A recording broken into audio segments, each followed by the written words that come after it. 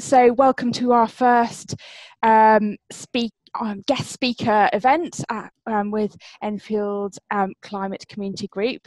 This is our first proper meeting. We had our inaugural meeting back in February now in the pub, which was wonderful, just to kick things off. But this is our first session with an actual speaker. Thank you all for being so patient through the hiatus. Obviously put a bit of pause on things while the coronavirus was kicking off. It's been really great to be able to get back up and running in an online format, which I'm really optimistic about. I think it'll reach people that we don't necessarily reach otherwise. So hello to you if you think you're one of those people. Yeah, welcome. So our first speaker is going to be Jon Cowdrill from Joju Solar.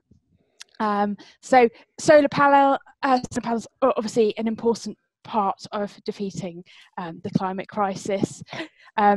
We need to move over to renewables as quickly as possible, and every estimate seems to suggest that, you know, we're not going to have enough power, basically.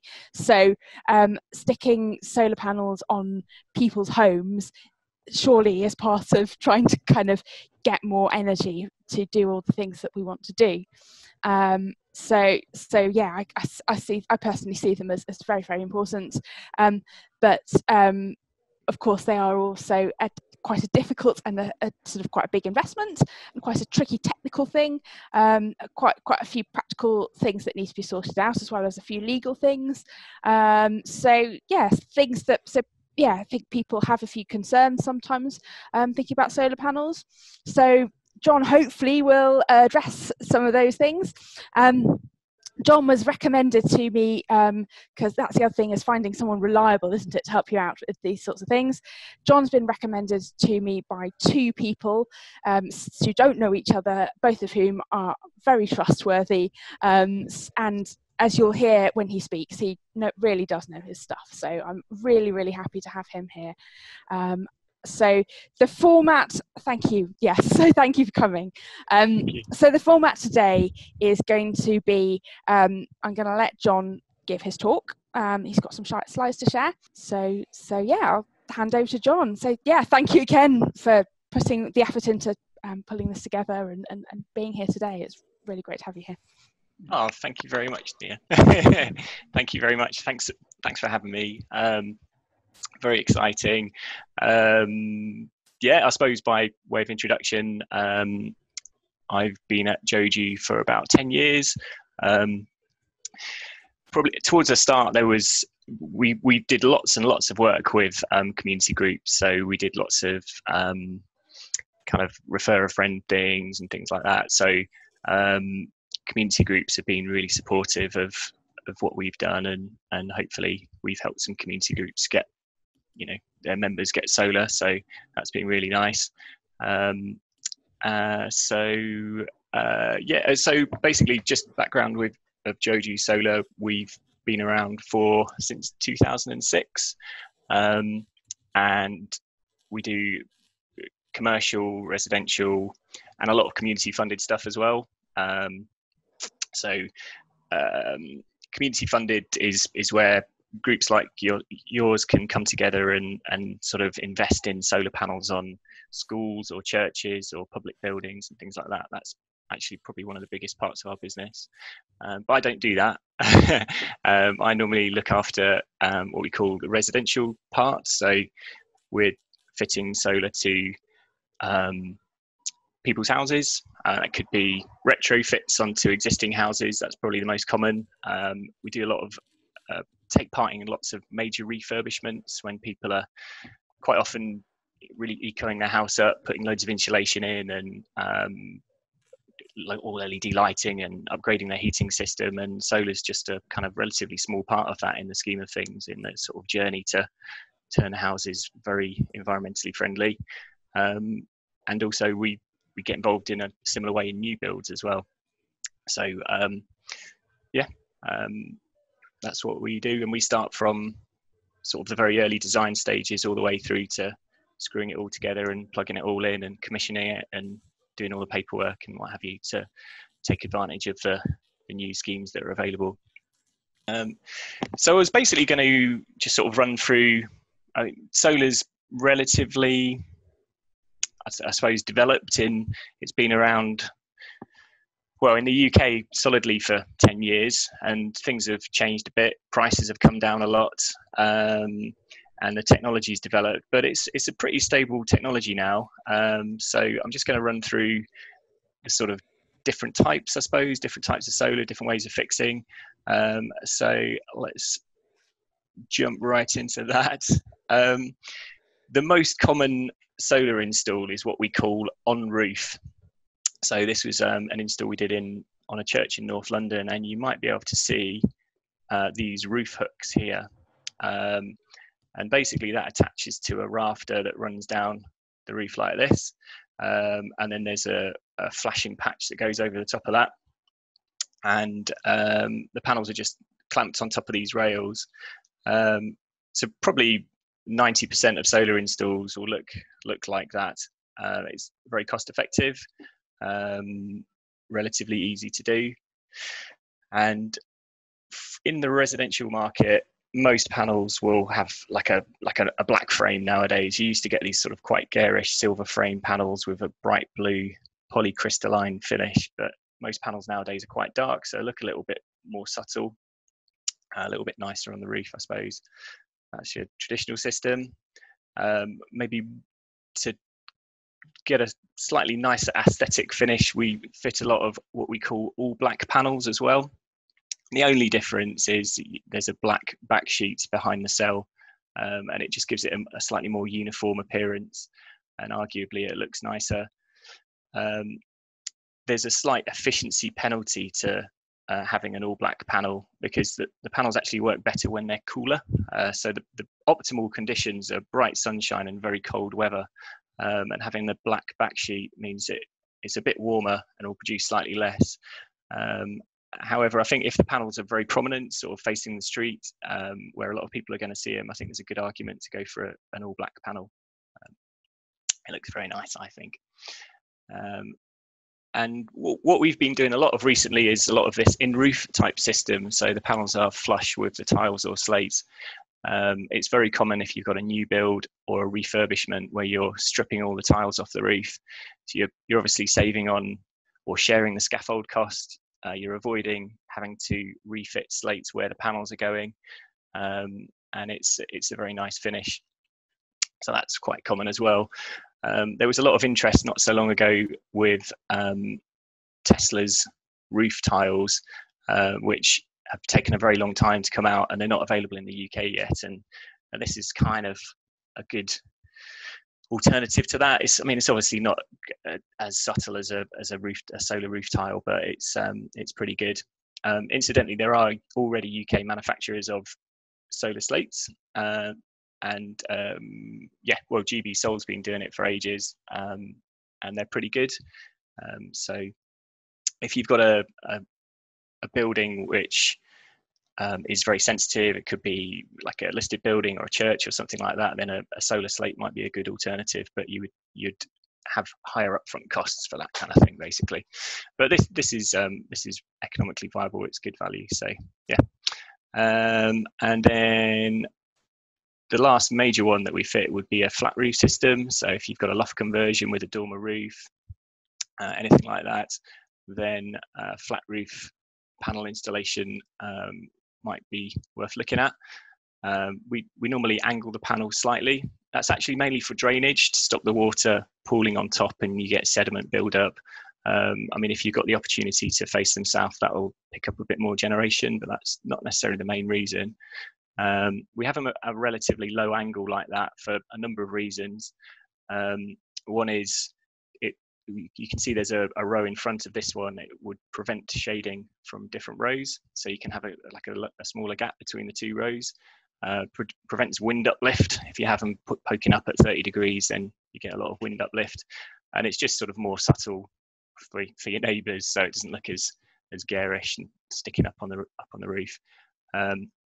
We tend to favour this mechanically fixed system, so it's like a metal plate screwed down onto the ply deck, and then we have an integrated flashing patch to weather it. Each one of these fixing points can take 500 kilograms of wind uplift. So it's very robust and very lightweight as well. And another alternative to this is what we call a ballasted system. So you basically weigh it down with concrete blocks. But we find this is it's just more less sort of imposition onto the roof structurally this way. So is more common that way. Those are the main ways that we fit panels, really. So talking about planning, generally we've got quite a good support from the planning system. So solar is generally permitted development as long as the panels don't come higher than 20 centimetres from the roof surface. So these systems here are well under 20 centimetres, so it's all permitted development. These flat roof systems are slightly higher than 20 centimetres, but only they're probably like 30 or 40 centimetres basically. So the options are for flat roofs, you either get planning permission, have them at a lower angle. So we can have them at around about a 5-degree pitch and have them within permitted development. And then the last option is if they're not very visible, you could fit them and have a budget to lower them if you need to, basically. Those are the options with flat roofs. Conservation areas. Some people sort of assume that they can't fit solar in conservation areas, but it's mostly still okay, even if it's facing the street. The only few caveats to that is some areas have what's called an Article 4, where basically there's no permitted development rights. And that tends to be in areas of particular historical interest, like if you're next to a castle or something like that, then there's just you can't do anything without getting planning permission, basically. So that's a small caveat if you're in a conservation area. And obviously listed buildings would need listed building consent and planning permission. And there's normally some fairly good reasons for that. So something to bear in mind. And I was going to talk about how we design solar. So we, during lockdown, we've really put our remote solar design skills to the test because we've not been visiting. We've started visiting again, but we mostly do a lot of our design from our desks using Google Earth and some specialist solar design software. So Google Earth's absolutely fantastic. You can get some extremely accurate measurements of roof elements here. And in some solar design software, you can basically build the roof in 3D and drop the panels down on it. So this is my roof, and this is the panels that I've got fitted now.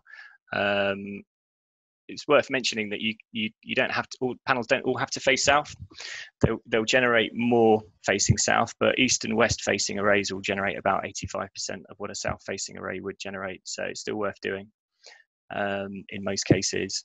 I suppose I should say south facing roofs will generate the most in the winter, whereas east and west, they'll generate loads sort of spring through autumn when the sun comes up quite far round and sets quite far around the other way. But in the winter, the sun's sort of down here and the south facing ones will do better.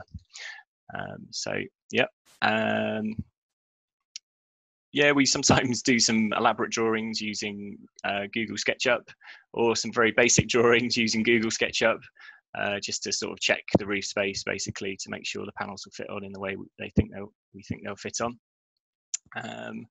And we can predict output based on orientation, angle, local climate data. In fact, all solar installers will give a prediction of yearly generation based on a government agreed methodology for predicting output. And it's pretty good. We find it's quite conservative. I think they factor in a little bit of downtime for maintenance in there. So generally, we're finding that customers are beating those predictions a little bit, not massively. And you get a slight variation across the year with climate, but some years will be sunnier than others, but not more than 6% up or down. So it's quite a reliable way of predicting annual generation. month to month, week to week, it could be all over the shop, but over the year it tends to average out quite nicely. So yeah. Different design strategies for solar. I suppose I was thinking about, there's not sort of one right answer about, how much solar should I get.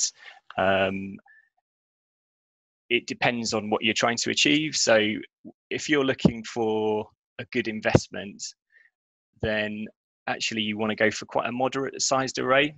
You want to undersize it comparatively to your yearly usage, and that way you're going to use a lot of what you generate, because the subsidies have disappeared now. You don't get paid for all the energy you generate. The financial benefit is from savings to your bill. So if you don't use much electricity, it's hard to earn or save much money. So having a kind of a moderate solar install is good from an investment point of view.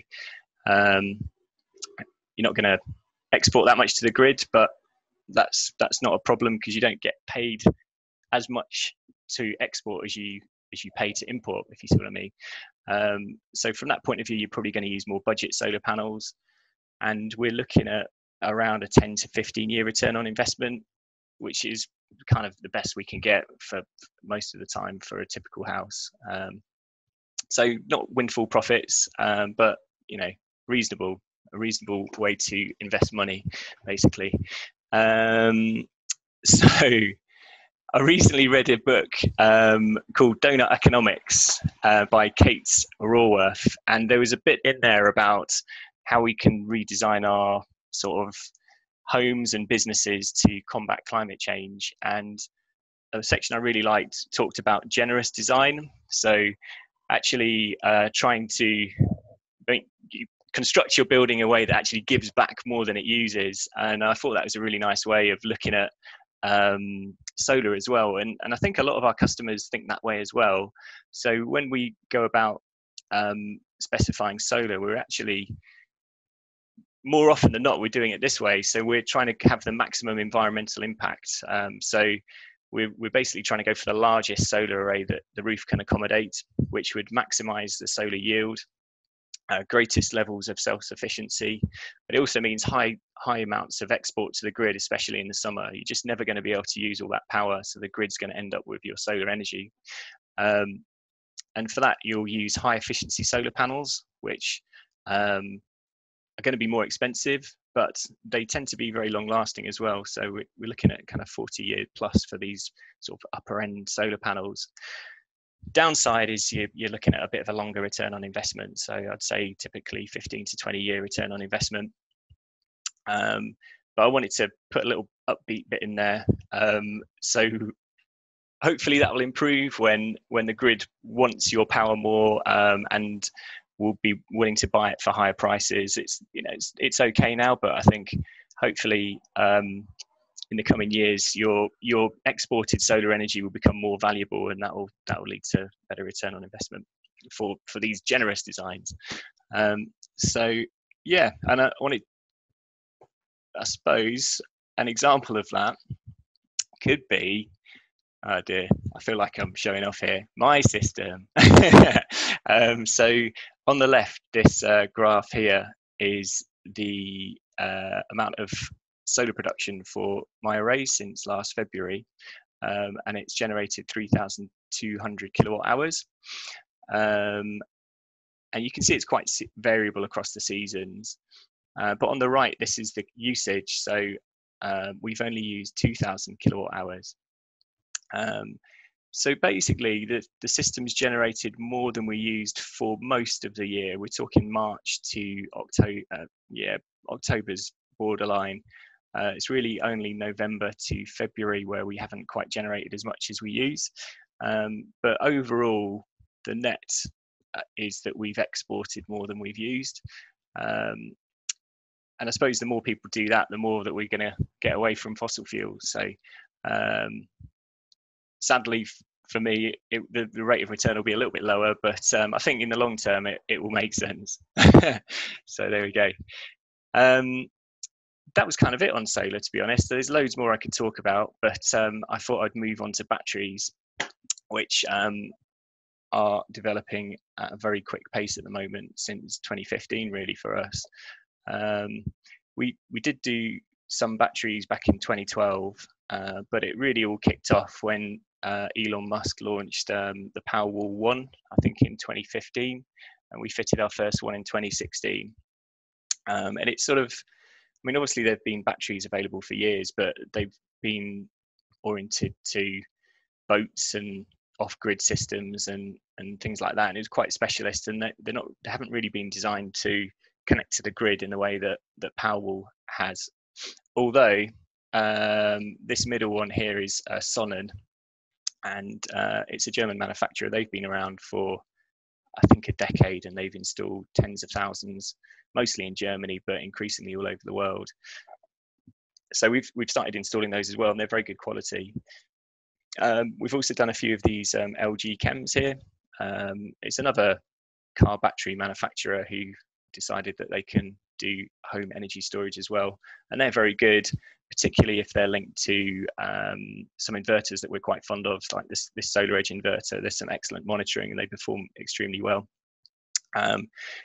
And this last one here is Victron. They've been around for 30 years, and they do marine batteries, but you can link them up to houses as well, and you can do off-grid stuff. Whoa, bit of a motorbike gang going by outside, sorry about that. Yeah, so yeah, these are our favorites. There are lots of other batteries available. Some of the lower cost ones I don't really rate. They don't quite achieve what we want them to achieve. I think for a battery to be good and useful, it has to have very good monitoring, so you can see clearly what they're doing. And some of the cheaper ones, they're not very clear, and so I've started to avoid them, to be honest. I think the thing that the reason I really like Tesla as well is it does backup provision. So if the grid goes down, then you've still got power, and the solar can still charge the battery if the grid's down. I think that's really nice from a kind of like a resilience point of view. Either you get power cuts now, or you think you might be more likely to get power cuts in the future. I think intuitively people just assume that having solar and batteries means that they will have power if the grid goes down, and I think that's a reasonable thing to want. Not all batteries do provide that. In fact, most batteries will turn off if there's a power cut, primarily to protect the engineers outside. And it's also complicated if you imagine managing the grid and trying to keep the grid stable and the frequency stable on the grid and the voltages, an islanded battery has to do that in your home and turning loads off and on, and the solar sort of starting up and turning off. The battery has to have the intelligence to be able to manage that and keep a stable supply of electricity without frying your electronics. It's a little bit more complicated than people think, and Tesla's obviously managed it, being Tesla, so that's quite nice. I was going to mention there's quite a lot of good things online. I was a fan of Robert Llewellyn. He's got a channel called Fully Charged. He mostly reviews electric vehicles, but he's also very much into renewable energy. And he's got a few episodes on Tesla Powerwall, which are quite informative. And our technical director, Chris, is explaining the benefits of batteries, really, and how they work and at various stages. So have a look at that if you can. And yeah, this was more on the Powerwall. It's just so flexible. We can install it inside or outside. It's one of the lowest cost per kilowatt hour. But saying that, it's huge in terms of its capacity. It's really designed for big Californian houses. And so it's quite well suited to sort of large UK houses as well, with big solar arrays and quite high energy consumption, to be honest.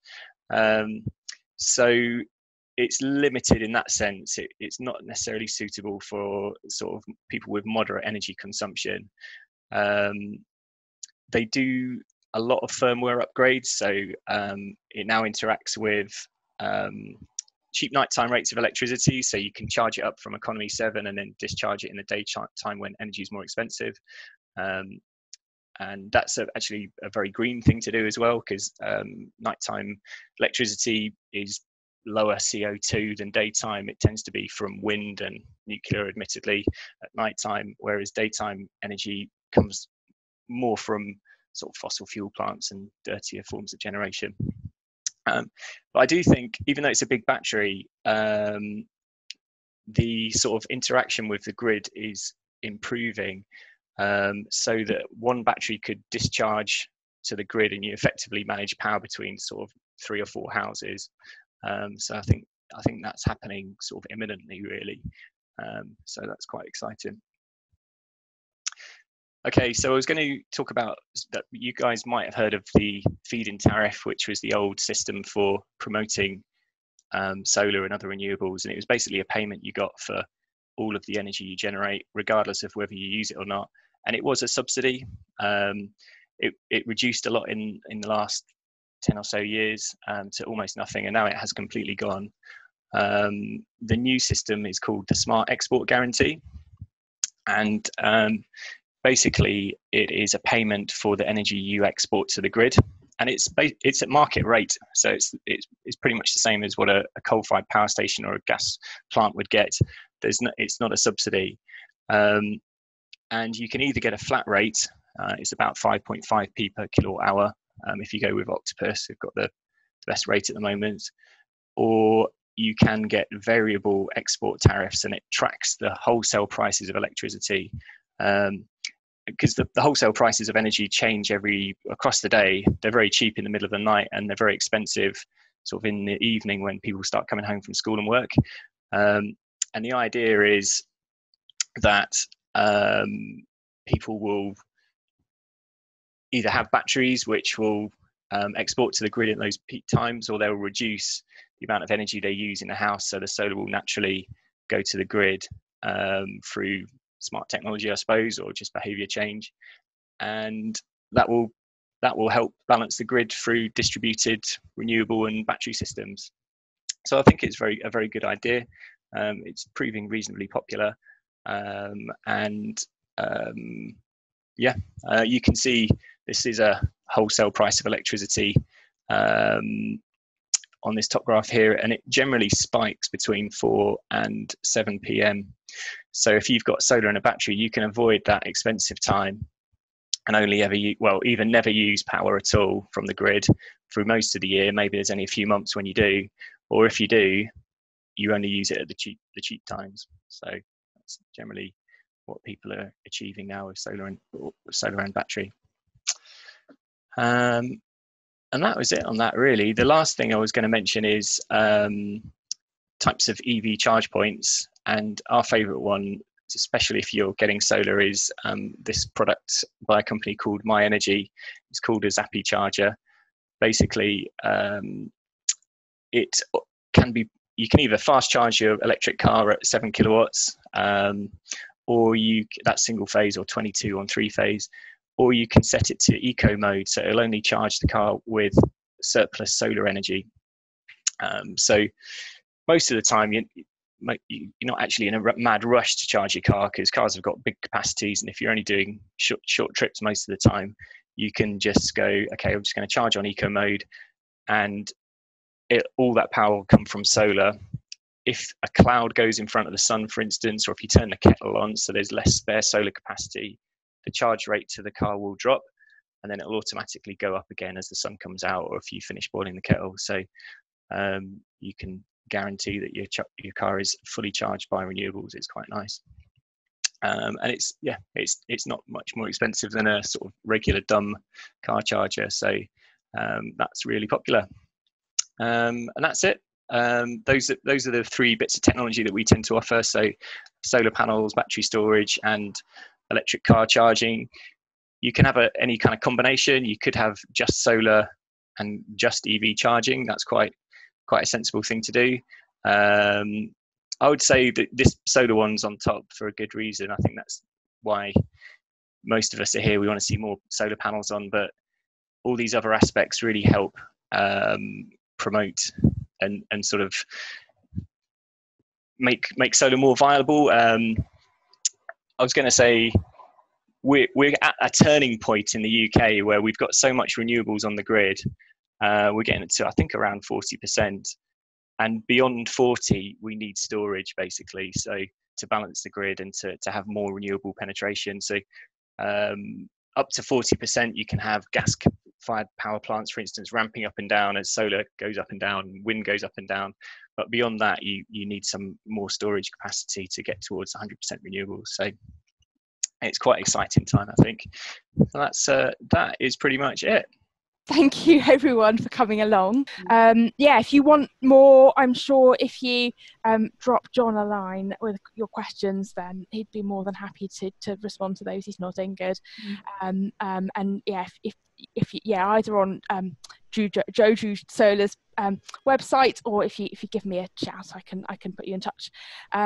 So yeah, thank you all for tuning in, for coming along, and I wish you all a happy and safe evening.